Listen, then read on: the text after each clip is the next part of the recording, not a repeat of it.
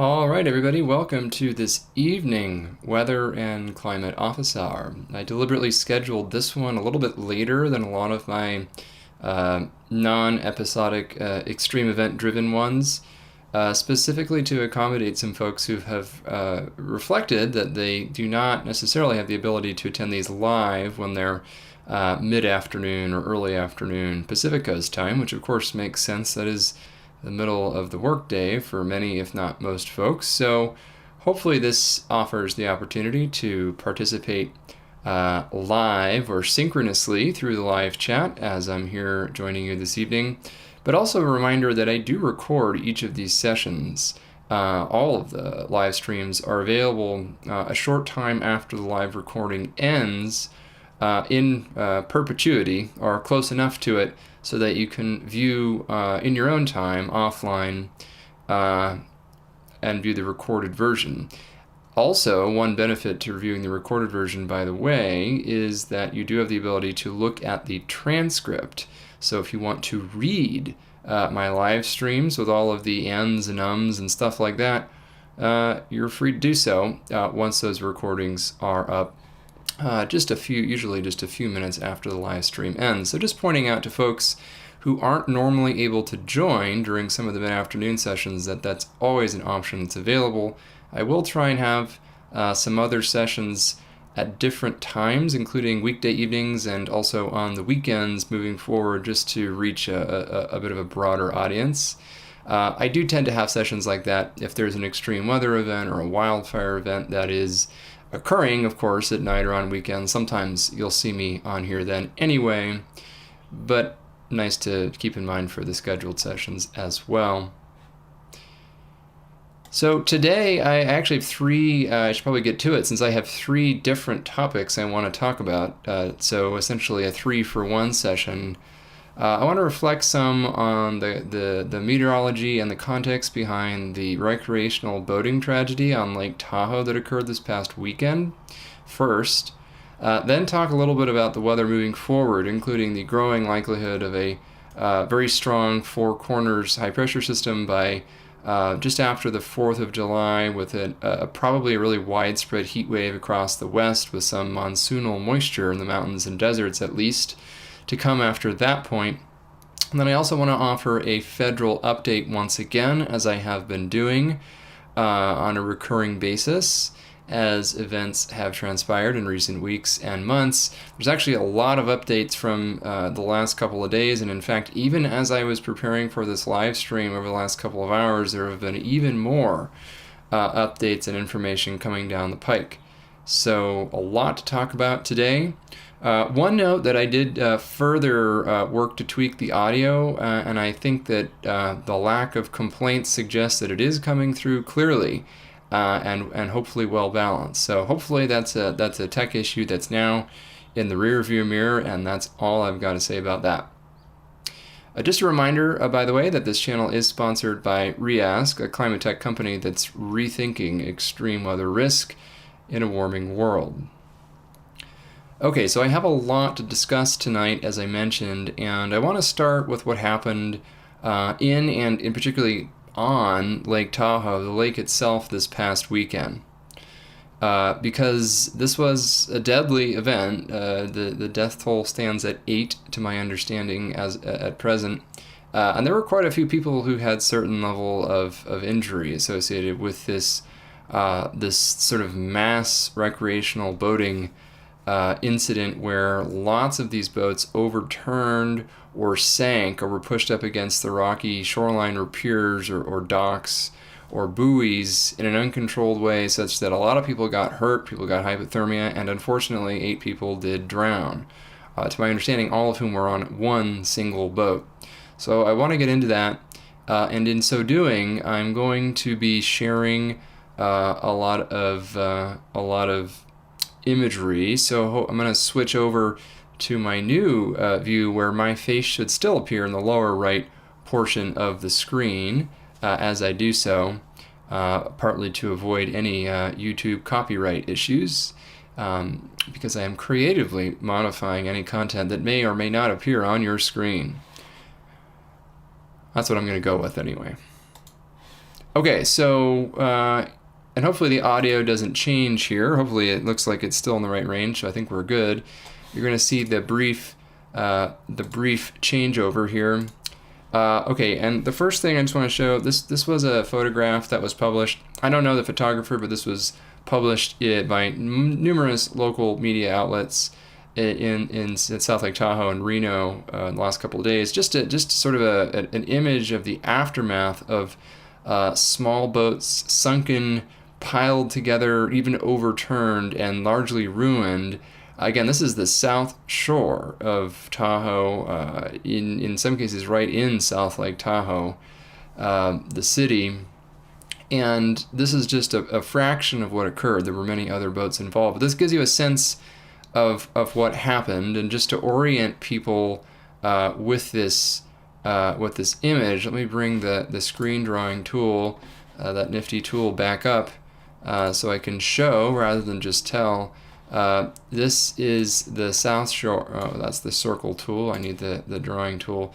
This is the south shore of the lake, and then of course north is in that direction. So essentially north-south as the image goes, as the compass rose goes, that's south, and that's approximately north. This is of course the west shore, and the east shore is behind the photographer.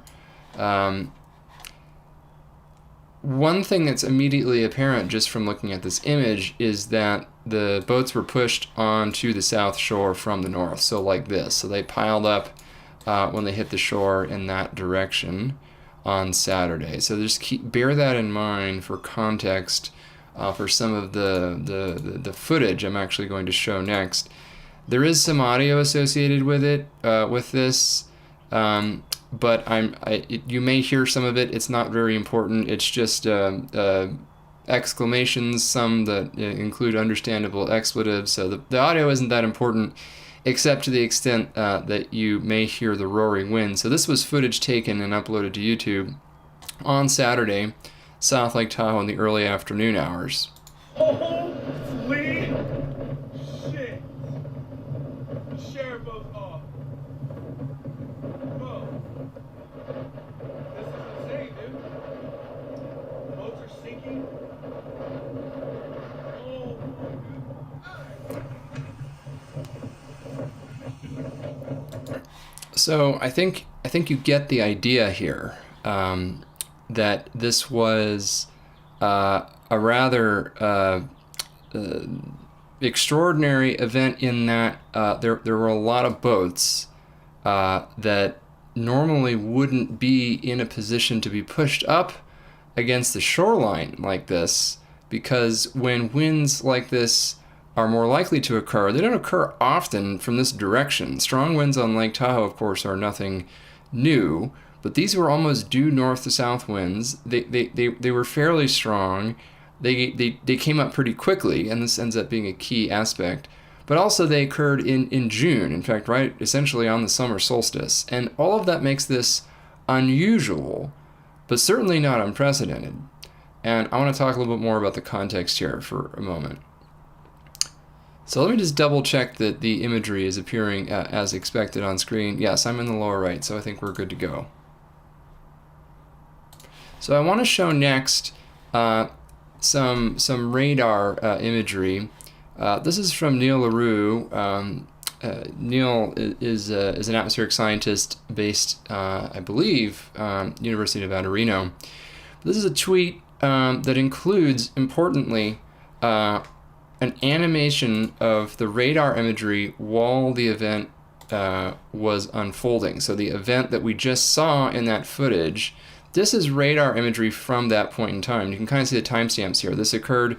If we let me actually pause this. Let me get my screen drawing tool off. I want to wait for it to replay. So this is pretty much when the band was moving across the lake. You can see that Neil here has essentially drawn the front. Let me change the tool so it's a color that's a little more apparent here. I'm going to use blue to contrast with the red on the map there. Just give me a second to pull that up here.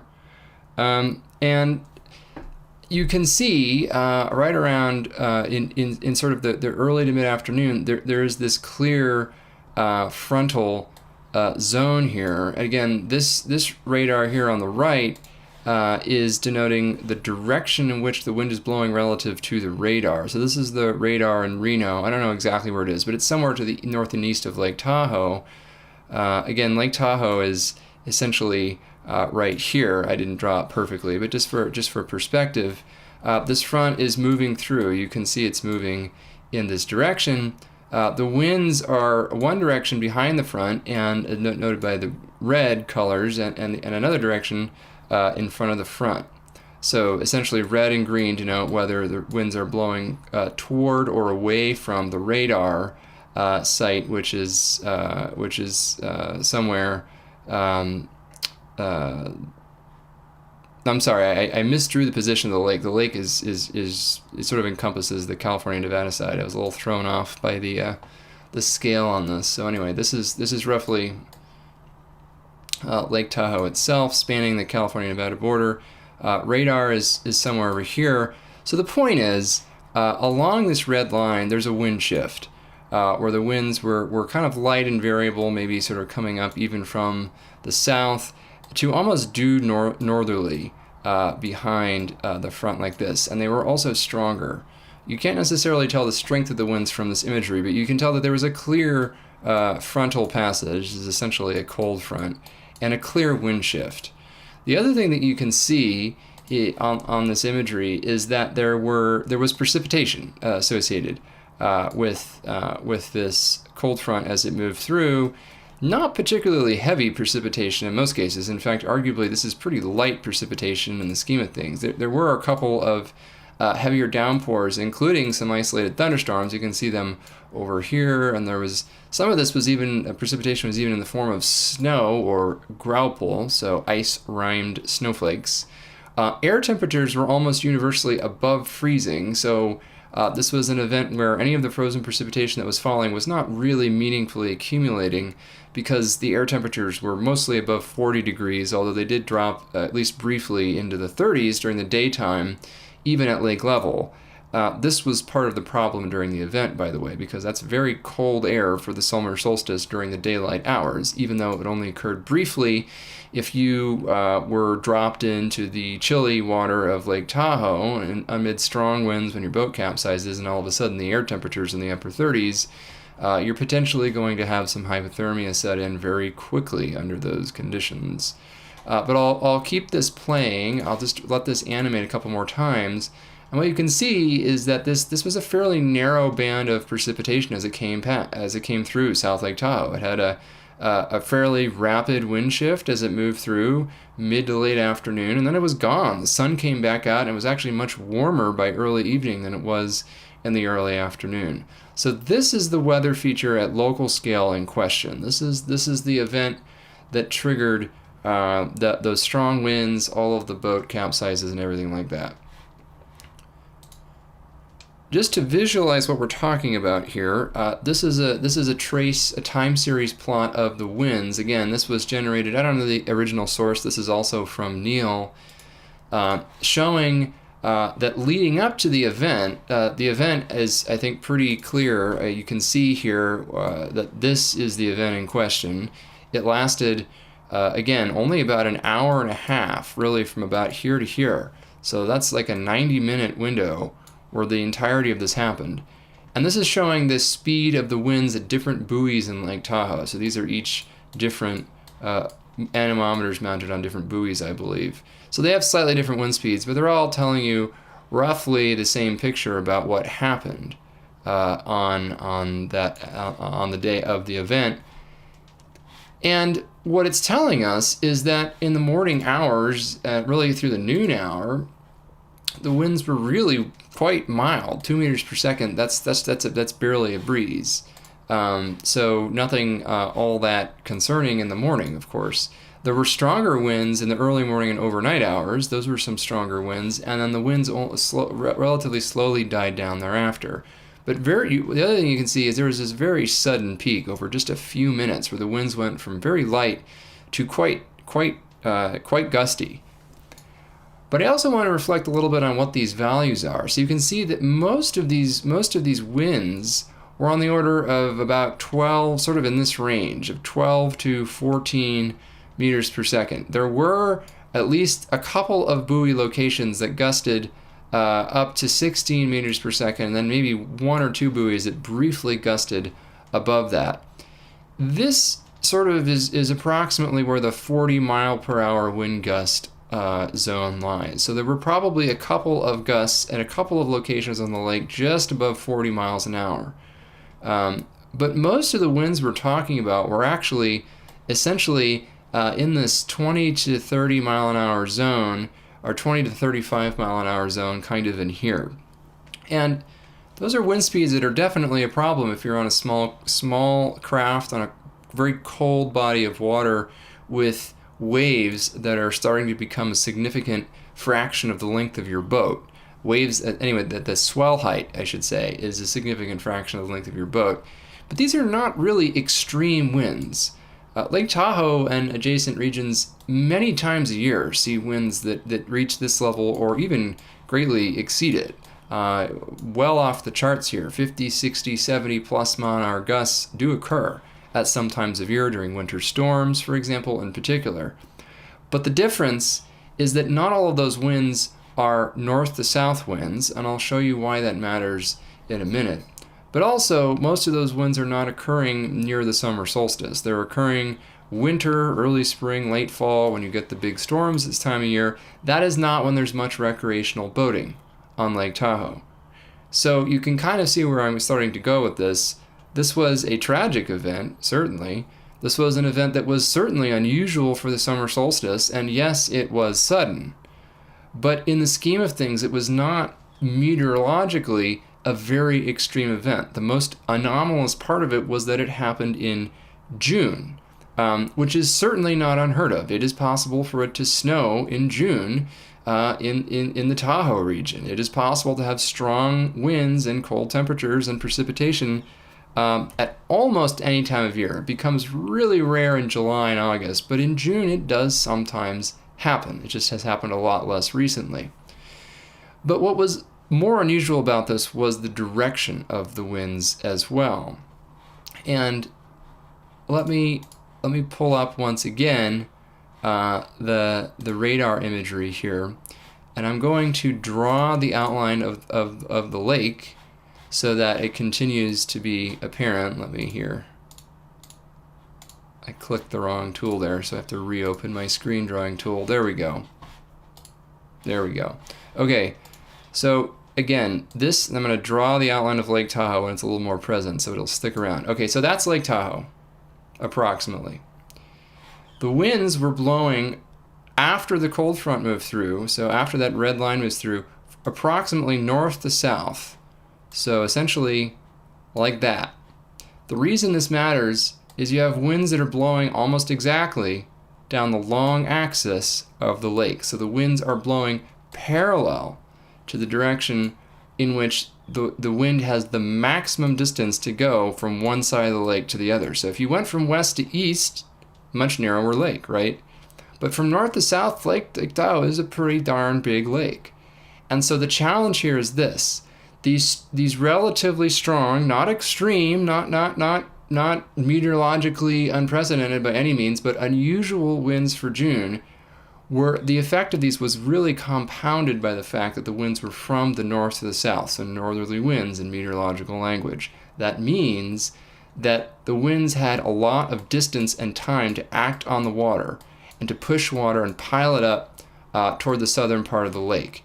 The net effect being that by the time you got to the southern part of the lake, these winds had really generated quite substantial swells, so swells that were like 8 to 10 feet by some reports, which again, when you're on a 20, 25 foot boat, that's a big problem because those are very large waves relative to the size of the boat. Would it be a problem for a container ship or a Coast Guard cutter? No, but that's because those boats are built for the open ocean and much larger waves, whereas people's recreational pleasure boats, generally speaking, unless you've got a gigantic yacht, which was not the kind of boats involved in this for the most part, generally are not. And they also aren't moored if they're at the shoreline. Sometimes they're just tied to a buoy or something, or if they're moored at a dock, they aren't necessarily moored assuming there's going to be a significant surge of water. So we saw significant swells in Lake Tahoe, 8 to 10 foot tall waves.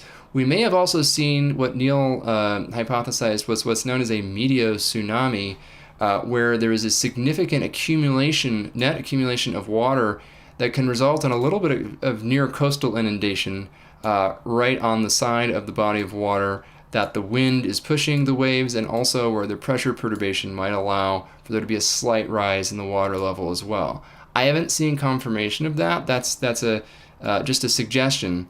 To be clear, a meteorology is sort of a related cousin to an actual traditional or true tsunami, which is generated, generally speaking, by a mass displacement of water from some geophysical event like an earthquake or a landslide, or in a really exciting scenario like a meteor impact or something over the ocean. A meteorology is entirely meteorological in origin, coming essentially from winds and pressure perturbations. Did that actually happen? I don't know. There will probably be people who look into this. But even if it didn't, the fact that the north winds were pushing a lot of water along the long axis of the wake, generating waves, was a big problem for people on those small boats who were mostly unprepared for this on the south end of the lake. And let's get to this last point here. There's been a lot of people commenting that this came completely out of nowhere. And as you can kind of see, that's largely true in the sense that it was clear and sunny, and then the sudden squall line came through, and then it moved away. But people say that there was no indication in the weather forecast that this was possible. Or the Weather Service blew it, or these deaths are on the meteorologists. And I take issue with that because I don't think any of those statements are actually true. And a lot of people have been sending me very angry messages over the past week.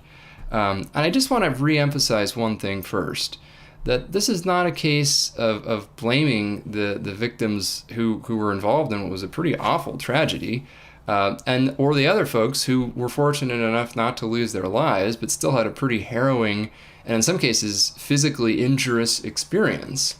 Best case scenario is you had a miserable day. Worst case scenario for at least 8 people is that you didn't make it through the day. So this is not to downplay the severity of this event by any means, or to say that there was not a communications breakdown somewhere between the forecast and what actually happened. But what I really want to emphasize right now, and I will show some evidence of this, that events like this were very much possible based on the official National Weather Service forecast for the day. And in fact, some of the weather models even explicitly indicated that this was exactly what might happen on Saturday. So here is a snapshot, by the way, and I grabbed this before it disappeared from the internet, but this is the forecast discussion from the Weather Service in Reno, Nevada at 2:33 a.m. on Saturday. So the early morning hours, I doubt anybody was out on the lake at 2:33 a.m., so this was issued well before anyone was out on the lake, or well before the squall line had even developed. But I want to emphasize some key things here. There was, in fact, a wind advisory in effect, although not for Lake Tahoe itself, for other parts of the region. And in those parts of the region, the advice was to be prepared for wind impacts to travel and recreation this afternoon and evening. Now, it is true that in this particular paragraph, Lake Tahoe proper was not called out. However, I want to read further down here. Key messages. There were a lot of folks saying there was no precipitation in the forecast, or that the rain or snow showers or even the thunderstorms, thunder snow in a couple of cases, came completely without any warning. Well, the forecast discussion here is discussing occasional showers and thunderstorms expected through the afternoon around the Tahoe Basin and north of US 50. That's exactly, in fact, where they occurred. Also, well below normal temperatures. That was something else that was a problem. In fact, the discussion specifically talks about how this is going to be a very unusual summer solstice, and how it's going to be cold, unsettled, windy, potentially with a precipitation developing along a cold front specifically. So that's exactly that feature that we saw on the radar. And also that some light rainfall in the morning, some isolated lightning could give way later in the day to some light snow as low as around 8,000 feet as far as the Tahoe Basin, with minimal accumulation, which is indeed, again, exactly what happened, with additional showers in the afternoon, mainly along and north of I-50. Remember, South Lake Tahoe is just north of US 50, with a better chance of thunderstorms, which is, again, what a lot of people experienced. On the second page of this discussion, I wanted to highlight one specific additional aspect, which when it comes to, and this was all the way down at the bottom of the discussion, but this particular prediction: west winds will become north-northwesterly today. So again, winds from west to east, then becoming from north to south, as were observed, as a cold front sweeps through the region. Expect north-northwesterly gusts of 20 to 30 knots this afternoon for all terminals. All terminals meaning, in this context, this was the aviation discussion, but generally one of these terminals includes Truckee and South Lake Tahoe, as well as afternoon thunderstorms in those regions. But what does 20 to 30 knots mean? Well, this is essentially 20 to 30 knots. It's literally nautical miles per hour, so very water recreation relevant number. But essentially, it's essentially multiply miles per hour by about 1.1 something. So this is essentially saying expect gusts of about 25 to 35 miles per hour this afternoon. And remember that at most of the buoys on Lake Tahoe, that is where the winds peaked. And they were from the north in the afternoon following the cold front. There were a couple of buoys, and so there were probably a few other locations where winds did gust 5 to 8 miles an hour stronger than this. So there were a few gusts above 40 miles an hour, although only a little bit above. So technically, there were some very localized gusts above what was officially in this part of the forecast. But I'll say this: would there really have been a substantially different outcome if the wind gusts had been 5 to 7 miles per hour less than observed, and if they'd fallen officially directly into this range? Maybe. It's difficult to know if, at edge cases, certain outcomes may have been better, but generally, north wind gusts of 25 to 35 miles an hour with a chance of thunderstorms and some snow on the summer solstice were literally all in the forecast for Tahoe that day. It may not have been in the forecast from your favorite weather app for reasons that I've discussed extensively in the past. Your weather app simply is not a good source for weather information when the stakes are high, as they are when you're out on the water on an alpine lake. Even if the weather seems calm, you shouldn't assume that it's going to remain so. So this is not necessarily to defend any particular person or entity, but I did want to point out the facts. There's a lot of people claiming that this was not in the forecast, and it was. That's just the simple fact of the matter. You could have clicked on the weather.gov South Lake Tahoe, and it would have shown a potential for precipitation, including snow, thunderstorms, and a strong shift toward north winds fairly suddenly later in the day. That was all there. Obviously, there was a breakdown in communications somewhere along the line. And I'm actually going to bring my camera back up so I can speak directly to it here. But obviously there was a communications breakdown somewhere. There's no question about that. I think that a lot of the people who ended up having anything ranging from a miserable to a life-altering experience on Saturday wouldn't have gone out on the water had they known that the conditions like this were going to occur. But the problem really wasn't with a terrible weather forecast, which was arguably, especially given how unusual those conditions were for June, not a bad forecast at all in my book. And this is where I disagree with a lot of the analyses that have popped up in the news media and online. I just think that folks weren't aware. There's one other piece I actually wanted to show, and I meant to leave this before I stopped screen sharing, so I'm going to bring it back up. But this was the weather. This was a numerical weather model prediction from the day prior. So this is actually from around sunset on Friday. Again, this is for Saturday at 1 p.m., just before all hell broke loose on the lake. Well, this weather model was showing a broken line of scattered showers and thunderstorms with low snow levels right across this region. So again, it was in the human-generated forecast. Some of the weather models were showing this quite explicitly. But moreover, the very same model also showed a few other things. And again, this is going to get into the nitty-gritty of the meteorology, so I won't spend too long on it. But I want to point out a few key features. Again, this is what's known as an atmospheric sounding. It's a very data-rich, very complicated plot. This is the kind of plot they teach whole courses in meteorology degrees on how to read and interpret, so I'm not going to go through it. But there's a few things I want to point out, mainly for the meteorologists in the room, but also for a few other folks. This is a sounding for the red dot, so just west of Lake Tahoe in the early afternoon hours. And there's a few things of note. One is that the air temperature is pretty cold, so near the surface it's in the low 40s in the afternoon in June. That's not so common. You also have what's known as a steep lapse rate, so the temperatures are decreasing rapidly with height in the lower layers of the atmosphere. You also have what's known as convective available potential energy, or CAPE, and it's on the order of 500 or more joules per kilogram. That is not an extreme level by Midwestern tornado alley standards, but it's a respectable amount in the context of a cold frontal passage in June in California, meaning this is essentially a number you look for if you want to know if there's a chance of thunderstorms. And this model right here is saying there is absolutely enough convective energy in the atmosphere on Saturday afternoon to potentially generate some thunderstorms. Another quantity here is known as the downward CAPE, or the downward convective available potential energy. I know we're getting into the nitty-gritty here, but I also just wanted to emphasize that this number here, again, is not extreme, but it is notable for California in June.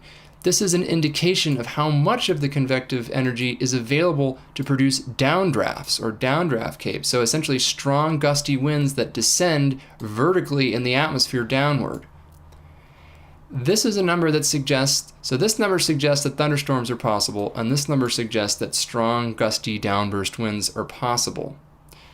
And this also indicates that there are strong winds aloft, and also that there's strong upward vertical motion here, as well as that there's, in the DGZ here is noted as the dendritic growth zone. Think about dendrites, think about literally snowflakes. This means that snowflakes can be generated in between these two layers of the atmosphere in an environment with strong upward motion. And if you remember your atmospheric science 101, upward motion generates clouds, generates condensation, generates precipitation and storms.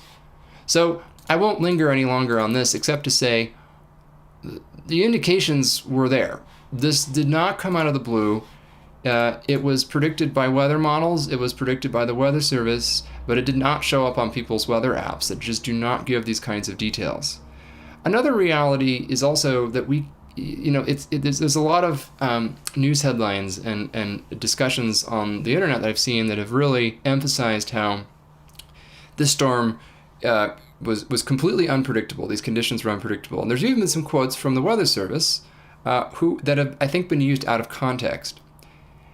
And this is where I think they're coming from. The large-scale pattern I was talking about, so the passage of this cold front, the low-pressure system, the unusually cold and windy conditions, the chance of precipitation, all of those things that were predictable, even foreseeable to a certain extent a week out. I mean, I talked about it in the last live stream last time we had one.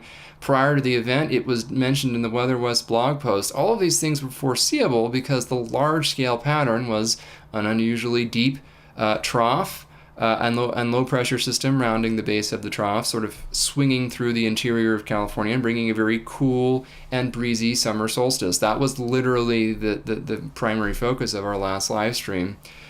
And as the days got closer to the event on Saturday, it became clear that there would in fact be a slightly higher chance of precipitation associated with this event, maybe even a couple of higher elevation snow showers and thunderstorms, which is what ultimately occurred. And that was then put into the official Weather Service forecast and showed up in the weather models for at least a couple of days before the event. But all of that nuance doesn't get baked into your weather app, which just shows an icon and a percent precipitation. And that icon might have been partly cloudy on Saturday, and it might have showed something like a 10, 20, 30% chance of precipitation. And it might have said primarily rain, because the most likely precipitation type was rain. But that was only about a 60% chance of rain showers versus a 40% chance of it actually being snow. So there's so much simplification of information that these winds wouldn't have been communicated because they weren't really meteorologically extreme. Sometimes you'll see a wind icon if it's truly 50, 60 mile an hour tropical storm force type winds, but we didn't have winds that strong. So that didn't show up. The precipitation percentage was in fact low. 20 or 30% chance of precipitation was probably correct because while it was likely that some precipitation was going to fall somewhere in the northern and central Sierra on Saturday, it didn't fall in most parts of the region. So South Lake Tahoe became sort of almost uniquely lucky by this band of precipitation that slid southward, and it did indeed dissipate south of Interstate 50, as was noted in the forecast discussion. So the pieces were there, but I don't think people got the information. And there's some discussion about whether a lake wind advisory should have been issued. And to be honest, it looks like the predicted winds were right near the cusp of when the Weather Service in Reno would be expected to typically issue a lake wind advisory specifically for recreational boating hazards.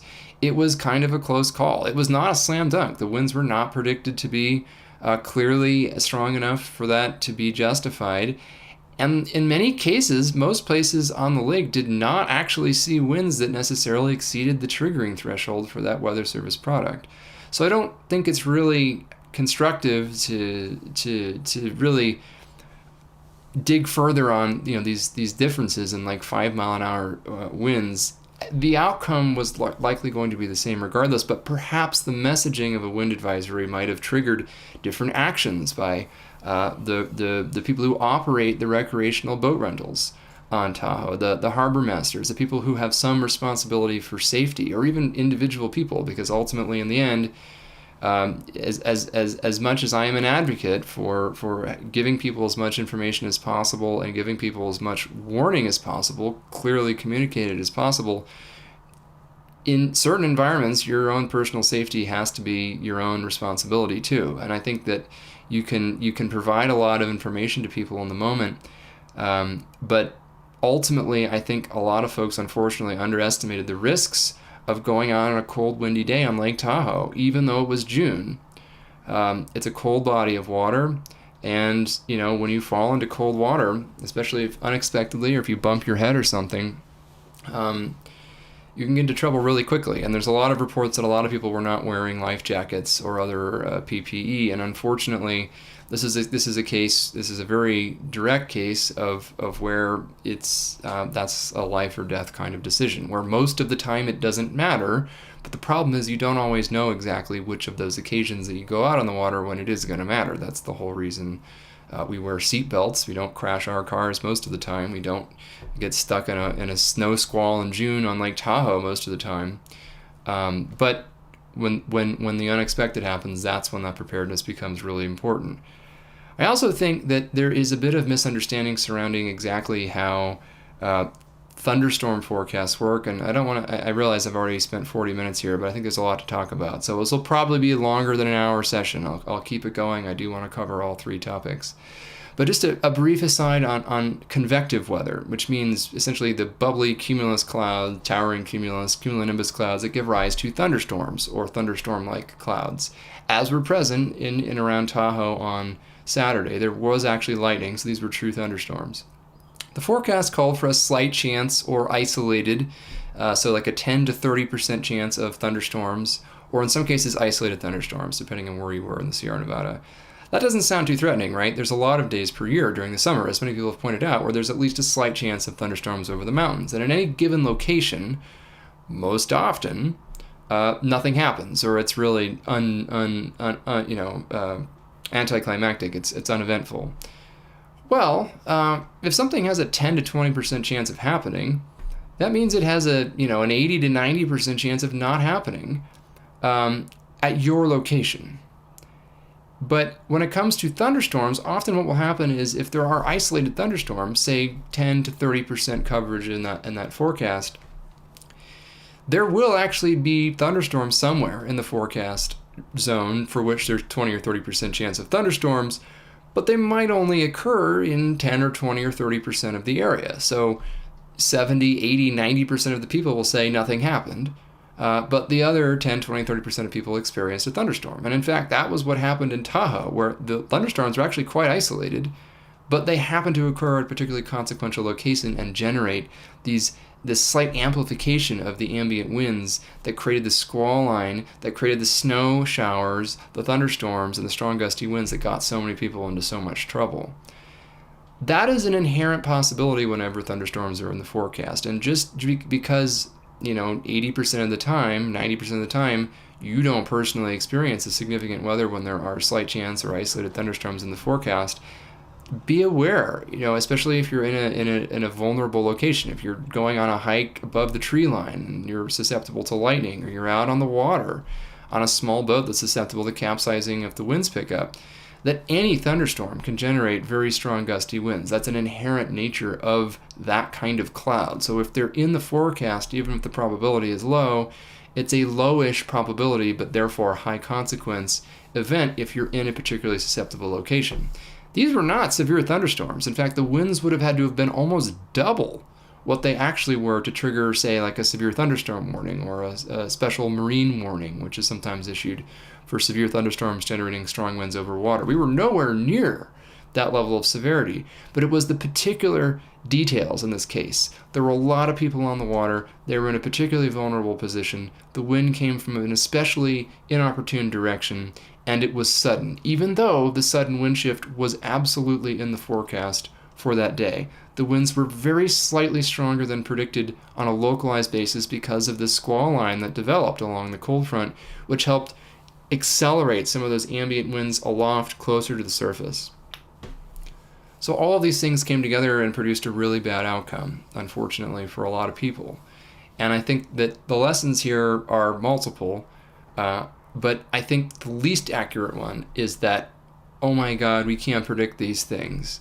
Oh my God, we never used to see weather like this in June in the mountains. It wasn't common, but it did happen.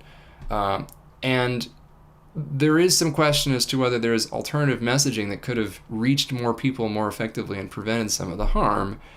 But ultimately, even the official forecast probably meant that people on small boats vulnerable to capsizing in strong northerly winds and large swell that can generate when you have north winds on the lake probably shouldn't have been out there. It just from the forecast as it was, that wasn't safe. So that's my perspective on this. Apparently a lot of folks very strongly disagree with it. But I just want to emphasize one more time that this doesn't mean that it's the fault of the people who were harmed.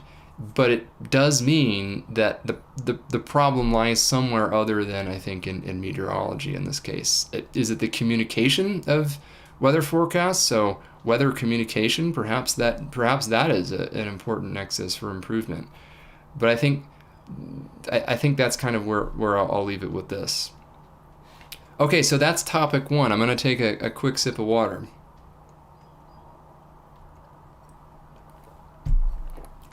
And I think I'm gonna look at questions at the very end of all three of these topics, just given that I want to make sure I get through everything today.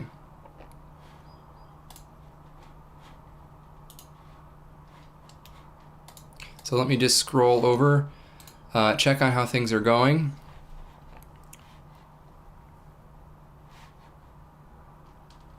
All right. Well, I'm just checking on the live chat to make sure it's going okay. All right. Well, let's hop on to the next thing, which is the forthcoming weather, the weather over the next couple of weeks across the West. Let me share my screen once again. See, I'm getting better at the whole live streaming thing as the technology improves a little bit. There is a steep learning curve, I will say that. Okay, so here is, here's the hemispheric view. Again, this is tropicaltidbits.com showing the European model ensemble. Just want to double check that I'm showing that as expected. Yeah, okay, sorry. Just wanted to double check that you were seeing, but it looks okay now. Okay, so you're seeing this weather model prediction. This is for the present, by the way, so you can see. No, actually, sorry. This is for a 5-day moving average. So let me get here. Okay, so now this is the present. Today is June 26th. Does it say something? I've thought it's Friday. 3 days this week already. It is for those checking their calendars, not in fact Friday. So, all right, here's the weather map. So here's where we are now. This is a map showing the departure from average of middle atmospheric geopotential heights, meaning essentially how unusually high or unusually low is the pressure in the middle layers of the atmosphere. I show this quantity often. It essentially gives you a sense in the red areas, red and oranges, places where the lower half of the atmosphere is warmer than average in the reds and oranges and cooler than average in the blues. But it also tells you about sort of the general ridge and trough pattern in the atmosphere. So I'm going to step forward in time. Again, this is the European ensemble. We see a Pacific Northwest ridging build as we get toward the end of the month.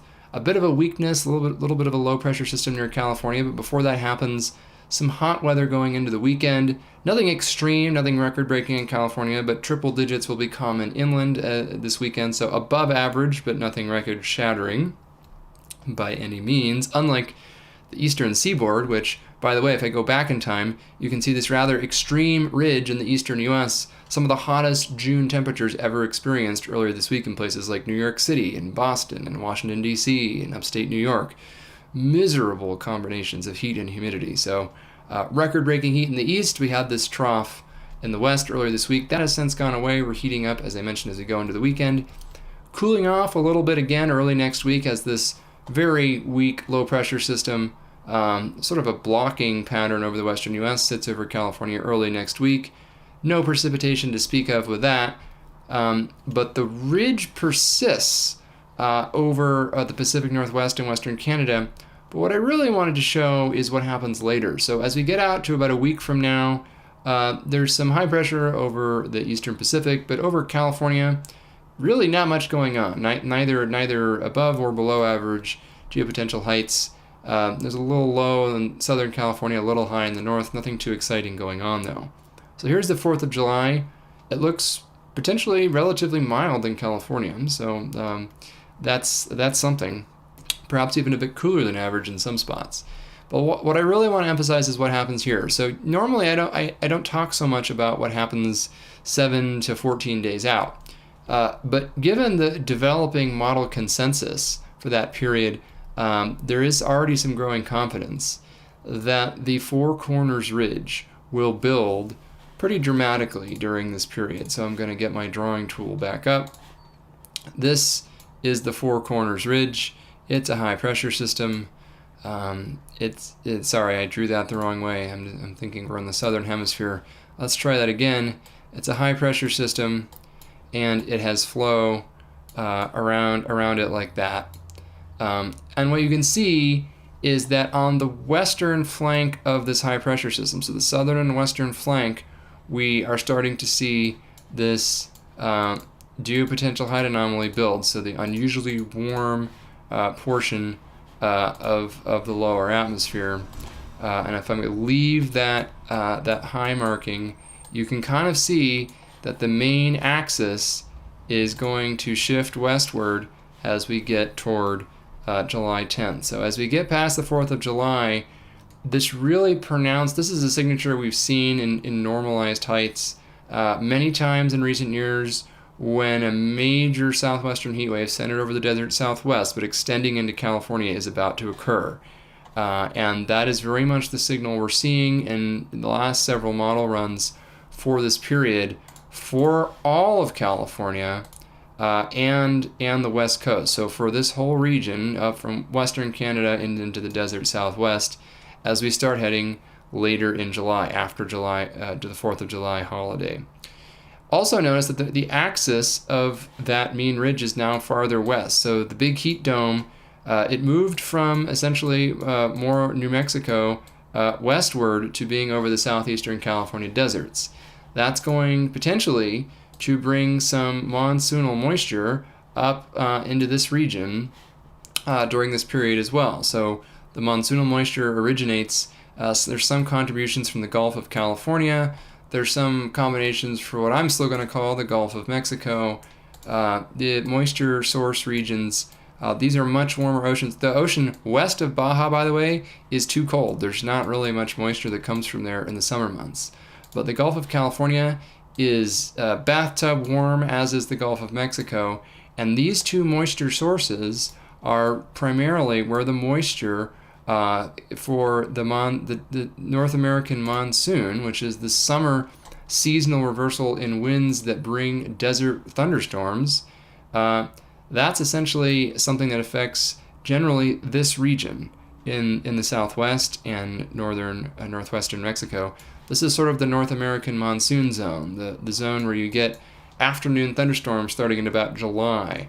It does encompass a little bit of California, so the California mountains and the southeastern deserts. Every once in a while, on a once in a blue moon, we get a monsoonal incursion that brings occasional thunderstorms to Southern California, thanks to the monsoon, or even more rarely, Central or Northern California. So this pattern is, to a certain extent, normal this time of year, but by definition, and the battery in my mouse just died, so I'm actively plugging that in. If you see my attention shift away from the camera at the moment, apologies here, just gotta awkwardly, there we go. Okay, mouse is now hardwired, just like everything else. By definition, any of the red areas are warmer than average in the middle troposphere, where the atmosphere is thicker than it would be even typically for July. So what is this telling us about what's coming? Let me zoom in a bit to the western U.S. and get a slightly closer look. Again, this is a fairly strong ridging signal that we get as we get toward around July 10th. Does this look like hot weather in California? Yes, it does. And notably, again, this is a pretty widespread potential heat event along the west coast and western Canada. So, and notably, especially as we get toward the end of the period, we start to see potential for more heat closer to the coast. Maybe still not along the north coast, but as we get into coastal Southern California, this is where even the coastal zones are going to start to get hotter. And if we, this model is not capable of resolving all the coastal details, so I won't dive into them. But there is a pretty significant potential for widespread heat as we go closer to mid-July once we get past the 4th. And also, potentially, if I bring up another variable here, this is precipitable water in the air. This does not mean precipitation. This means essentially, it's a very awkward way of saying how much water is in the total column of air above your head relative to average. So greens are more water in the air above your head relative to average. Browns are less water in the air relative to average. Doesn't mean it's raining, it just means that there's water vapor in the air and it's above or below average. Moving forward in time, nothing too exciting, but then we start to see, as we go towards early July, we start to see this whole big blob of above average moisture. So the monsoon maybe even starting a little bit early near the Four Corners region. And then we start to see the potential for sort of a westward shift in that monsoonal plume. So as you see, as we get past, starting around July 10th, start to see some moisture moving a little bit westward into Southern California, Southern Nevada. That could be some early signs of some early monsoonal surge potential. Don't seeing it make a whole lot of inroads past Southern California yet, but that remains to be seen. The models don't resolve it very well that far out. So it's an early sign that there could be some monsoonal activity making it farther west. In terms of precipitation relative to average, still seeing that this is mainly still focused more in the east where things are wet, nothing too exciting coming across California or the southwest. But if I zoom back out again and look at North America, because I just want to show one more thing here, one thing we notice as we go through this period is that the Pacific Northwest, if I draw that region on here, the Pacific Northwest and British Columbia and potentially parts of Alberta are likely to be quite dry during this period, and this is likely to combine with hot temperatures up there to really kick in fire season into higher gear as we head into mid-July in the Pacific Northwest and British Columbia. So that's something else to watch. Okay, that's topic number 2. Now to move on to number 3. I know I have 5 minutes to the top of the hour. As I mentioned, I'm going to go a little beyond it so I can talk about that and still have time to answer your questions. So another sip of water. Give me a second here. Okay, so the last topic is the federal update, but before I do it, I wanted to have a brief moment of humor here because today's XKCD webcomic I thought was pretty entertaining, and I'll zoom in a little bit so you can see it. Many of you are probably familiar with XKCD. It's one of the longer running webcomics out there that many engineers and scientists are fond of, partly for reasons that I think are now obvious. If you can see this, this is a bit of a tongue-in-cheek reference to some of what has been going on with NOAA and the Weather Service, and the fact that we have seemingly decided that weather balloons are not important to fund anymore, and so we've increasingly not had the staffing or the equipment to release weather balloons with the optimal frequency and spatial density. But I won't linger too much on that point. I think that's the context for this cartoon, which humorously shows, and correctly shows, by the way, that weather model accuracy along some unnamed increasing axis improves with the more weather balloons you launch. We've shown that this is true, that a certain level of weather balloons, it gives you better weather predictions because you can better estimate the initial atmospheric conditions than with fewer.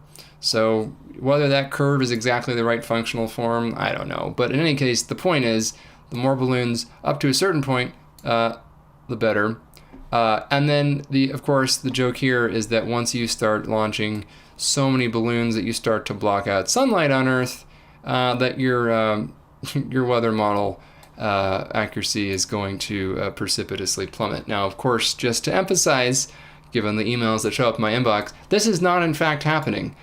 Just to be really, really clear, it's supposed to be so ridiculously absurd that it's an obvious joke. But based on some of the feedback I've gotten so far, just clarifying, this is in fact a joke.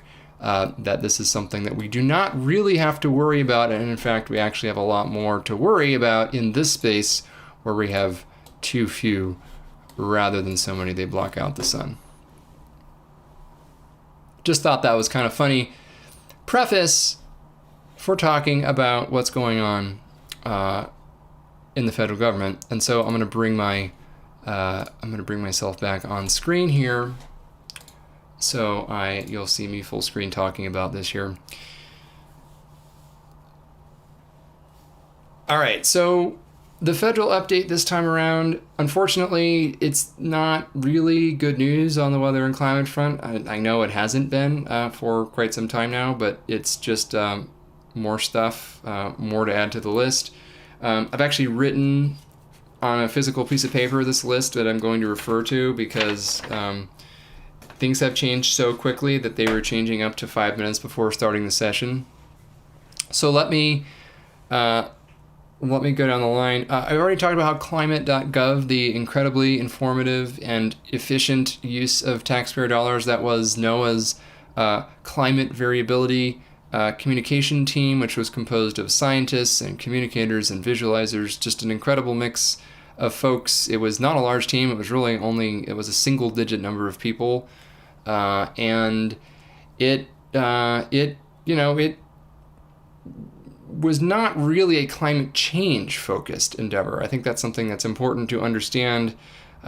It's perhaps now a slightly moot point because it is officially gone. Climate.gov is now no more. If you type it in, it will redirect to another arm of the NOAA website with a warning about the executive orders that killed it. So some of the content is available elsewhere, but some of it is not. Some of it has likely been lost. And certainly the ongoing efforts to catalog things through climate.gov are lost because all the people who ran it have been fired. I've spoken to several of them personally in the last few weeks.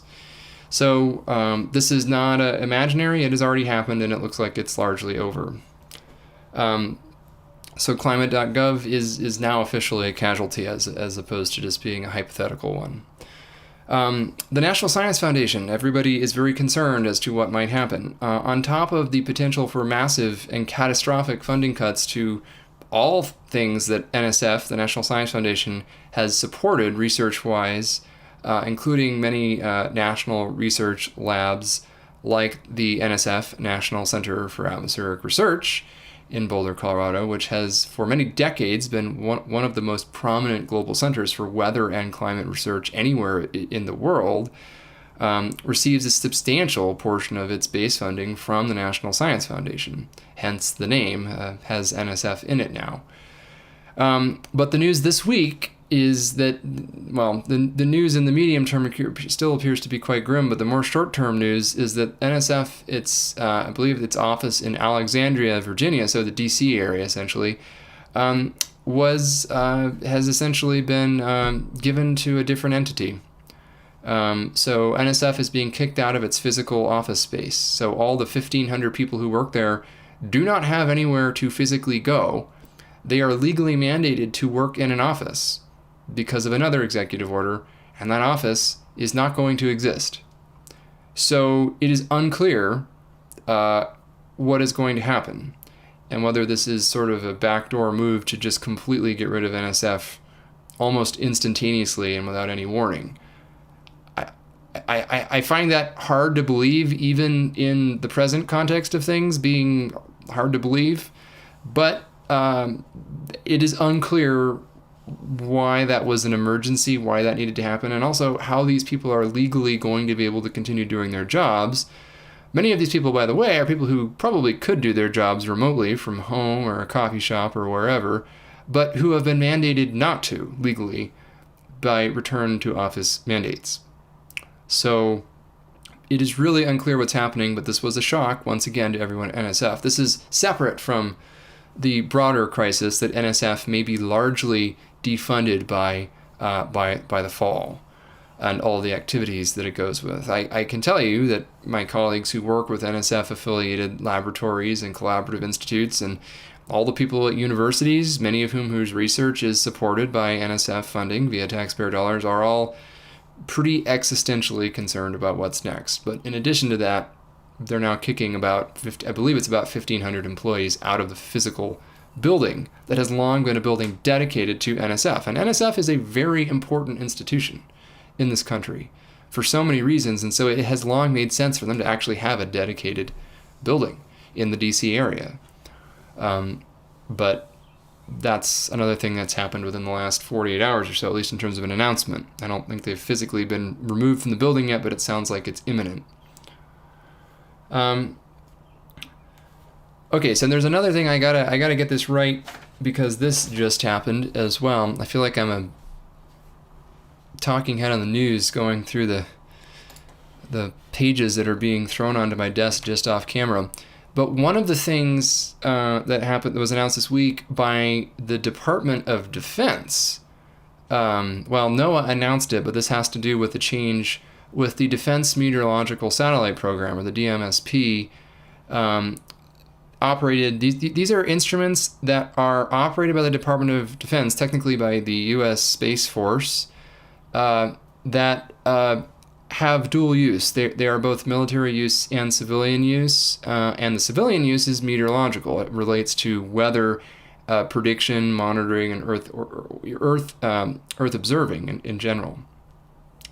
And just to be clear, the Defense Meteorological Satellite Program essentially resulted from the declassification of certain privileged information that came from these satellites, because obviously it's arguably not a national security threat for people to know where a hurricane is, or how strong the winds are out over the open ocean, or how extensive the Arctic sea ice is or is not. Well, apparently now it is a national security threat for us to know where the hurricanes are, for us to know how much Arctic sea ice there is, because that was the justification given for reclassifying this information. It's no longer going to be declassified, and therefore it can no longer be used for any of the purposes that it was used for, weather prediction or Earth monitoring. Again, this has been a precedent we've had since 1972.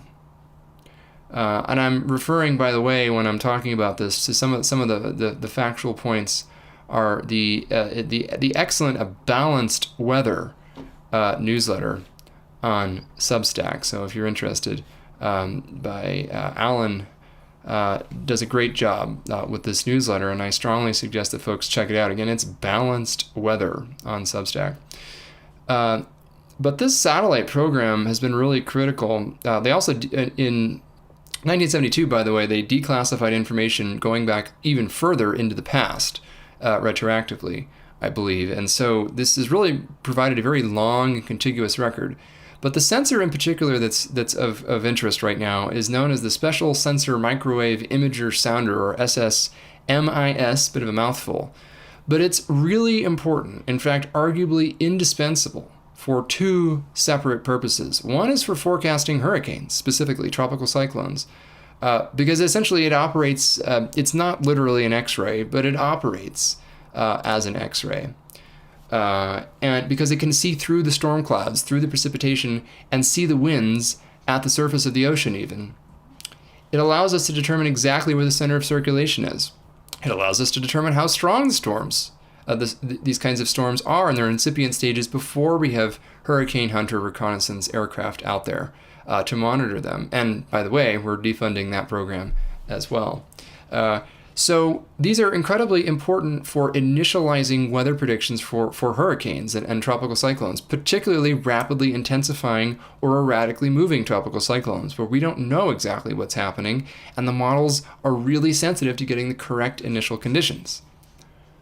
So this is actually a really important piece of instrumentation. And unlike weather balloons, we've talked about these before, where, well, you can get rid of a couple of them, a couple of sites, and it might be important locally, but it doesn't necessarily have huge effects all the time everywhere. Well, this is one that's going to have huge effects for any tropical storm or hurricane near the U.S. And to my understanding, this declassification even extends to the National Hurricane Center. So even government meteorologists are not going to be allowed to have access to this information anymore. There's a general freak out today in the meteorological community, in particular in the tropical meteorological community, because there is no ready replacement. Overnight, and literally this is slated to happen in 4 days on June 30th, so right as hurricane season begins to ramp up, this would result in a greater than 50% reduction in the information we have for initializing the location and strength of tropical storm and hurricane winds.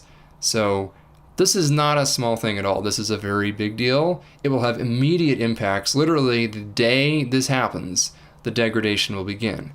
And this is also something that's not limited to the United States, because guess what the European model also relies on for the same information? It's this American declassified defense satellite information. So this is a big problem. This is not an equivocally, maybe it'll be a problem, maybe it'll be manageable. This is a major problem.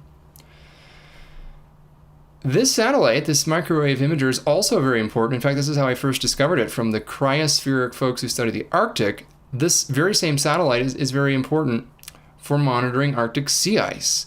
And once again, although there is some data redundancy from satellites from other nations, it's not fully redundant.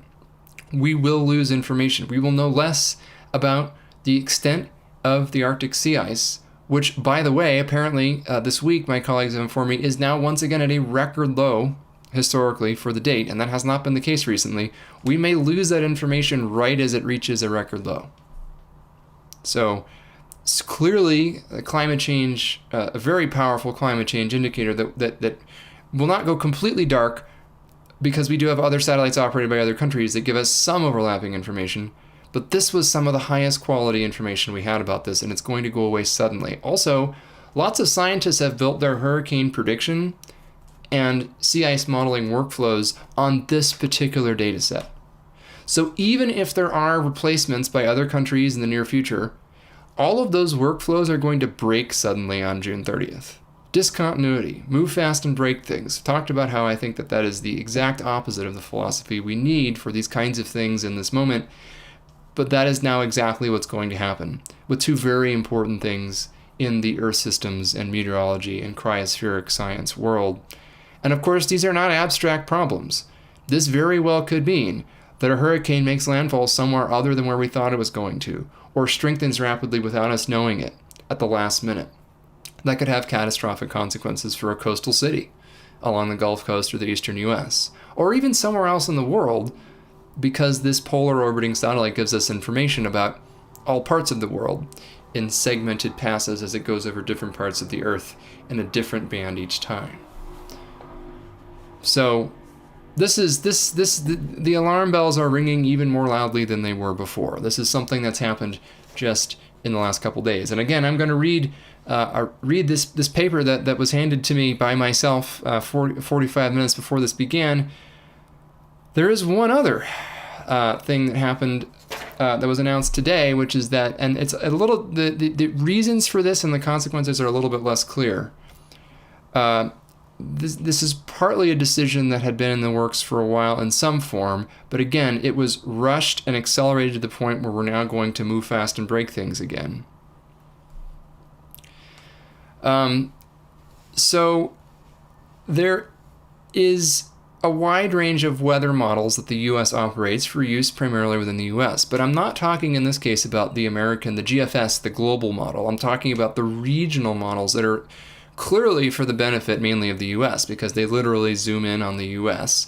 and don't really look at other countries. So the argument that we can use other countries' data to replace this does not exist in this category. So these are regional, high-resolution, specialized weather models that are essentially aimed to predict extreme precipitation events in the U.S., severe thunderstorm events in the U.S., and things like hurricanes or extreme fire weather in the U.S. So all the kinds of major things that we've come to really realize are of substantial consequence. And these are specialized models that are essentially attuned to various particular features that make them useful in different contexts. So there are some of these models in particular are useful for severe convective weather, so severe thunderstorms, tornadoes, or extreme fire weather conditions, something like that. And it turns out that all of those models are going to be decommissioned later this summer in favor of creating essentially just one ensemble of a single model. So rather than having Model A, Model B, Model C, and Model D, these high-resolution models, each of which have their strengths and weaknesses, but together, as is often the case with ensemble modeling, are greater than the sum of their parts because one model's weakness might be another model's strength. And meteorologists are aware of this, and so in different contexts will sort of lean more heavily on one model versus another model depending on what you're trying to predict. But the plan is essentially to consolidate it to a single dynamical core, meaning that essentially you get rid of all of that variability and move it into one unified modeling system, which sounds great from an efficiency perspective if you don't understand much about how meteorology works. Which is to say, sometimes it's not enough to have a single model. You need more than one because you need to understand better what the range of potential outcomes is, knowing that that all models, of course, are wrong, as the saying goes, but some are useful. You could extend that to say that some are useful and some are more useful than others in this specific context. But now we'll have just one high-resolution model for the U.S. is the plan.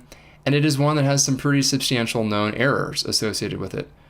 So the plan previously, there was already a consolidation, to be clear, in the works. So these mesoscale models were these convection resolving, high-resolution mesoscale models. There was already a plan in the works to do some consolidation. There are a bunch of them, and perhaps that's not the most efficient to run all of these ad hoc models in parallel for different purposes, when some are clearly better than others. So that was part of the plan over the next few years, was to move towards a more unified system.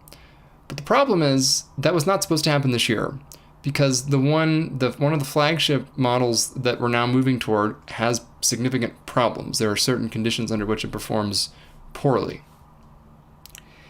And that is in fact the one that we're now going to be relying on, apparently, unless again there is a pretty rapid and dramatic reversal. So I don't know much about the details here. This was literally breaking news right before the session started, but it is yet another indication that weather and climate, even weather, even if we ignore the climate piece, which of course as a climate scientist I'm not going to do, but even if we restrict the conversation to weather, big things are happening and none of them are good. On the real-time prediction front, on the modeling front, on the research front. And again, I just want to emphasize this is despite the fact that all of the official NOAA spokespersons repeatedly insist that there have been absolutely no cuts to weather, no cuts to meteorology. There's been no attenuation of personnel at the Weather Service. Each of those things is just transparently not true at this point and continues to be less true with each passing day. So that's where we are right now. That's just a statement of fact. And to bring things a little bit full circle to what we started the session with, and I realize it's gone on long, and I want to take some time to answer some questions, since I realize that almost everybody is still online. We're 75 minutes in. Events like what happened at Lake Tahoe last weekend, I don't think there's any particular indication that had anything to do with funding cuts to the Weather Service. Let me be clear about that. But what it does illustrate is just how important the humans in the mix are. That weather model, by the way, that I showed you that predicted the Saturday event, that's the one we're getting rid of. Some of the other models we've got did not show it happening on Saturday. The human in the mix, adding that nuanced conversation, being able to describe in that forecast discussion almost to the letter everything that actually happened that day. Now, I realize that the average person doesn't read that area forecast discussion. So that's probably not the best venue for presenting it. But there was also the official public forecast, which largely called for the same things. We can have that conversation about whether lake wind advisory would have been prudent under those conditions. And again, I'm not in a position to judge. Last thing I like to do is, I guess, armchair quarterback. But what we do know is that if that message had gotten to the right people, if more people had known what the prediction for the day actually encompassed, the range of potential outcomes, I bet you that at least some people wouldn't have gone out on the water. I bet you that the harbor master or the people who rent those boats recreationally might have operated differently. And so this is not to put blame on any particular person or organization, but the point is this. Just in what I've been talking about in the last 5 minutes, we are removing both potentially the predictive model that got this right, most accurately, and the people who would actually be communicating a forecast like that to the relevant authorities to prevent people from ending up in harm's way. So we are getting rid of both of those things. And so the outcry last weekend was that the Weather Service wasn't more proactive, that the local sheriff or harbor master or the Coast Guard or whoever it was not more proactive. But all of this was in the weather models. It was in the forecast. It's true that there was no lake wind advisory. But this, again, it wasn't a failure of meteorology. It was a failure of communication in a fairly complicated meteorological situation where some models got it right and some models got it wrong. What are we getting rid of? The models that got it right and the people to offer that context. So I think there will be other events like this. There probably already have been other events like this in the U.S. since January where it's difficult to pinpoint exactly where and when, but where understaffing, critical understaffing, offices being closed at night, weather balloons not being launched, weather radars not being available, data downtimes, lack of ability of local authorities to call the Weather Service and ask these questions because there's no one there anymore to answer the phone. That's the way it is at certain times of day in multiple weather offices in California right now. There are real consequences for that. And again, I'm not saying that's what happened on Saturday in Tahoe. There's no particular evidence of that, but it is an example of the importance of all of these things and what we risk losing because we assume that these resources, these tools are always going to be there. And if they're not, it doesn't even take an extreme storm.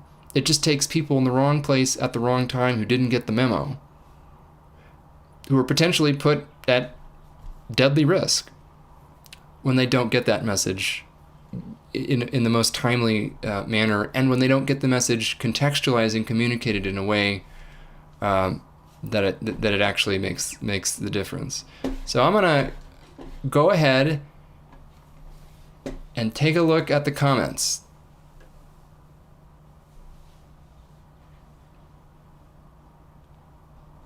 All right.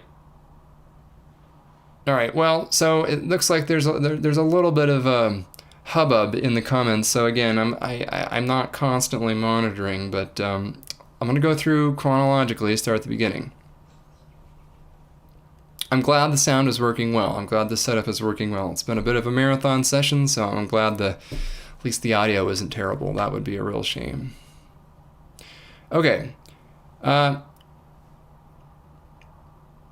Mary mentions that Tahoe water is never warm, and there is fast melt right now, so it's probably very cold. That's true. Lake Tahoe is never balmy. In the shallowest areas during heat waves in late summer, it can get a bit warmer, but it certainly isn't warm water. And in this case, it's it's always cold enough to pose a risk of hypothermia if you have wet air and strong wind conditions. The air temperature when that squall line moved through was like upper 30s, low 40s with strong wind. So if you're wet, very easy to become hypothermic quickly in that environment. By the way, that is one reason why it's really important to wear life jackets, even if you're not in a particularly dangerous situation, because if you do end up really cold and unable to actively swim to keep your head above water, that life jacket's what's going to keep you both breathing above the water and keep you visible to somebody who might be able to pull you out.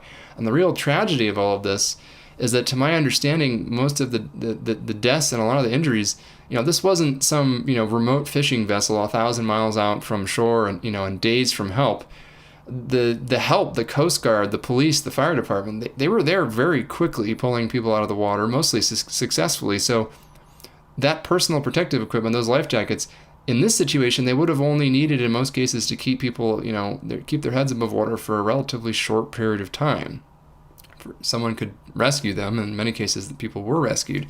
So it's just an indication that it's all the more tragic because this was not some completely unavoidable thing and where rescue was hours or days out. This was happened pretty close to shore in most cases, and that I think that in a lot of ways that just makes it worse and even more tragic.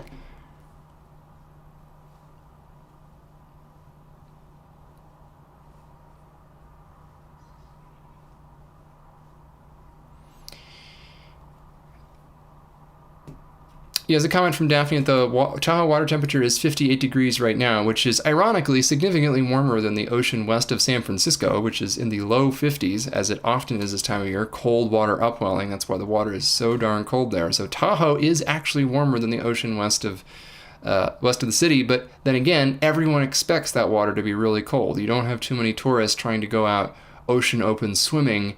Or they might dive in and then immediately realize how cold it is and come right back out, as long as there's no sneaker waves that get them first. But there was another incident this weekend, another tragedy, where a group of tourists died in a waterfall. I think that was Sunday in the Sierra Nevada, not far from Tahoe. Where one person apparently intentionally dove into the water, and they went under, didn't come up, and then two more people dove in after them to try and rescue them, and they also didn't return.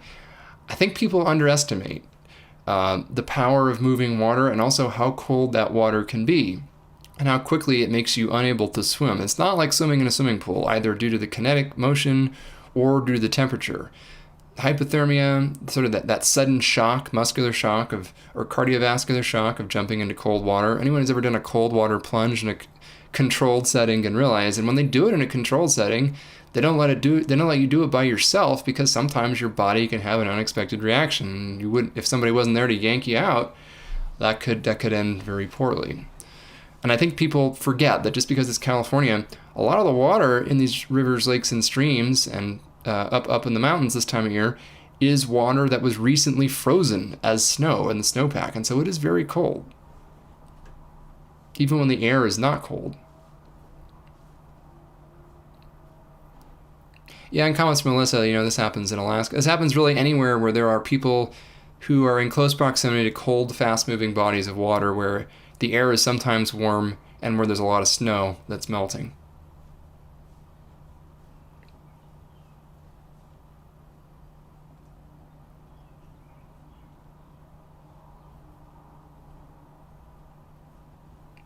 Yeah, and the choppy water, obviously the swells were a big problem for these small boats. If you've ever been on a small boat, it does not take a very large wave to be kind of a violent experience. I mean, you can get sloshed around, you can bang your head, you can break bones. I've been on a boat, a small sailboat on San Francisco Bay in the summer where the swells were probably half what they were on Lake Tahoe, really just, well, maybe not half, but 5 or 6 feet relative to the length of a really small single sail boat that's you tow around with a pickup truck or something, and they broke their arm just by being banged into the side of the boat on one of these kind of swells. It doesn't take giant ocean waves. It's really what matters is the height of the wave relative to the length of the vessel, and also the wavelength, the frequency. What's the distance between wave peaks? And at certain frequencies and certain heights, you can get really tossed around and even capsize an unstable boat pretty quickly. And so you can actually have like physical injuries that precede even falling in the water, and that's part of the problem. Mary asked, was it straight winds across the lake or a downburst? I think it was probably a combination of both. There were strong north ambient winds at that point with the cold front, and there may have also been a small, weak downward component to the draft that was contributed by the squall line as well. That may be why the winds ended up gusting locally to 40 miles an hour or so, as opposed to staying a little bit closer to 30 to 35 miles an hour. Not extreme winds in either way, but a little bit more intense than the forecast had called for.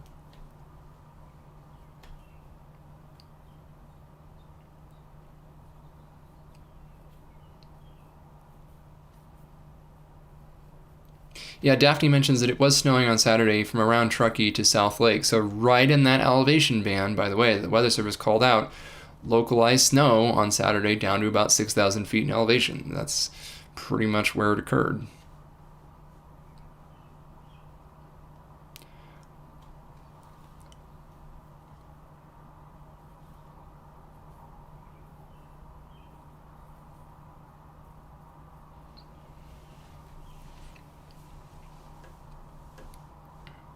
Yeah, Rick's Americana mentions that as pleasure boats go, lake craft have shallower keels and drafts than similarly sized ocean crafts. That's true, usually because in general there's less need for them on a usually more protected environment like a lake as opposed to an ocean. Although, again, Lake Tahoe is a large lake.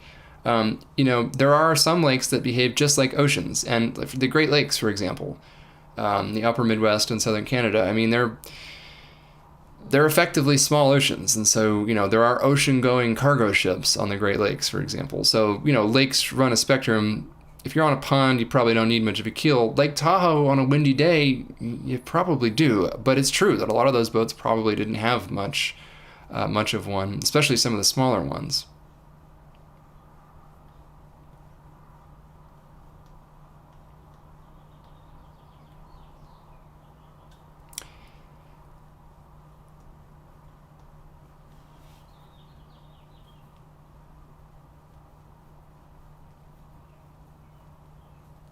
Yeah, some reflection from folks who've experienced similar extreme weather swings in Tahoe or Alaska, really anywhere where confluence of cold water, warm air, thunderstorms, things can go south real quick. That's fair enough.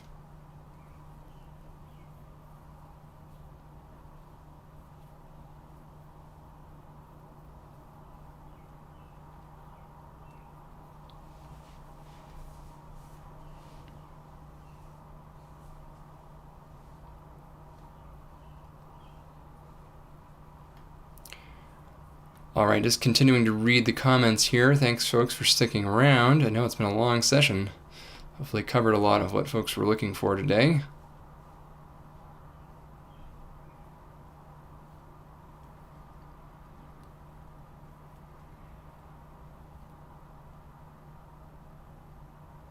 Some comments about the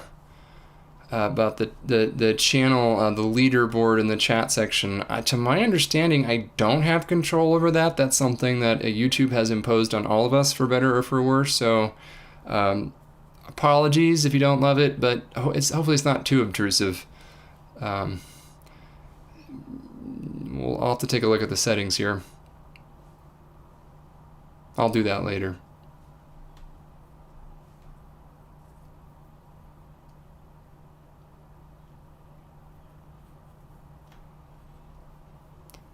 Let's see here.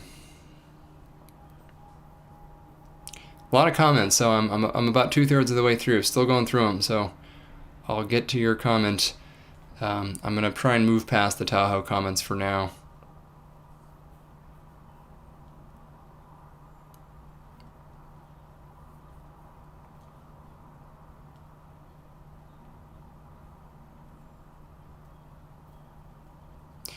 All right, let's see here. Thursday evening counts as Friday? I hope so. It's close enough, maybe.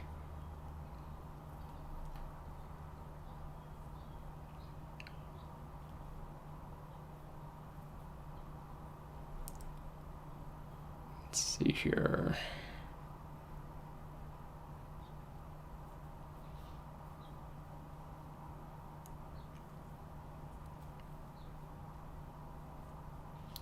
Just continuing to go. There's a lot of comments today, so I like to see a nice engaged session. It's sometimes there's more engagement than others, and today has been a banner session here. So maybe the YouTube gamification algorithm actually is working. I don't know.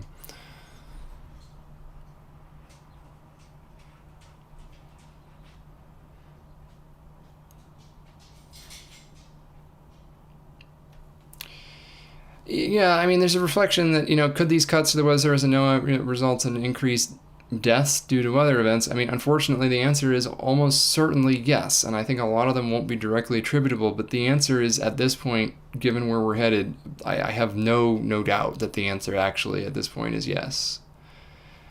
And that's incredibly frustrating because so many recent decisions have been made that will probably cost people their lives in so many respects when it comes to the decimation of American science and the practice of science, which includes things like medicine and all these other things that we are so rapidly defunding, so profoundly shifting that shared public responsibility to individuals. But the problem is that individuals do not have the capacity to act as institutions or as governments, and so by saying we're shifting it to the individual, what we're saying essentially is that we're not going to have these things,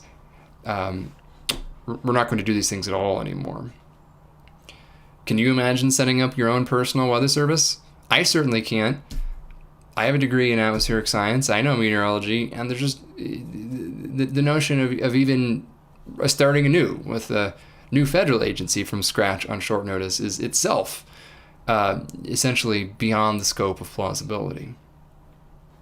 So this is, again, why burning things down first to then see what might rise from the ashes when things that we're burning down are themselves very useful, life-saving endeavors in the first place, not only makes no logical sense, but just is incredibly risky because we might not be able to rebuild them, or certainly not quickly enough to fill the gaps when we need them. And that is exactly what we're doing right now in the weather and climate world.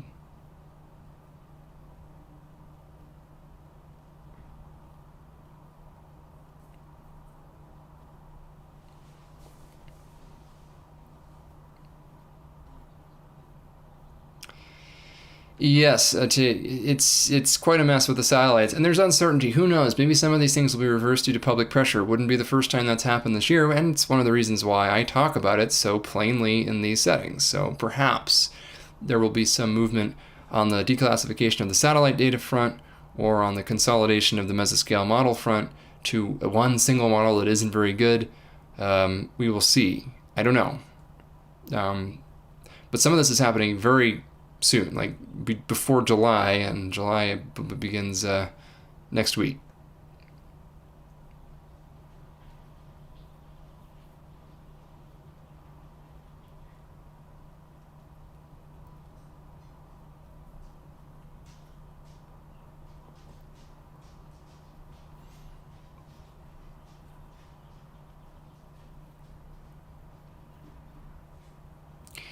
All right, well, I'm glad folks like the energy toward the end. Probably fading a bit now as we go into the, we pass the 90-minute mark. So yes, I do read the chat. I do try and read the whole chat just about every time. I skim it live in real time, so chatters beware. I actually appreciate folks keeping it largely on topic today, so.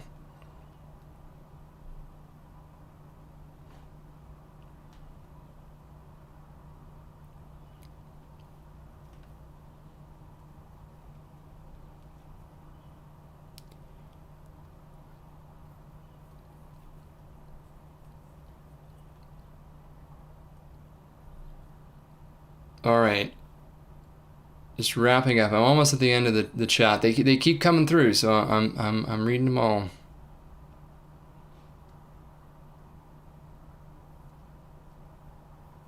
Yeah, the waterfall. I was trying to think of the name. It was Rattlesnake Falls in Soda Springs, where there were the 3 additional deaths this weekend. So there were a lot of water related cold water deaths in the Sierra Nevada this weekend. It's in double digits.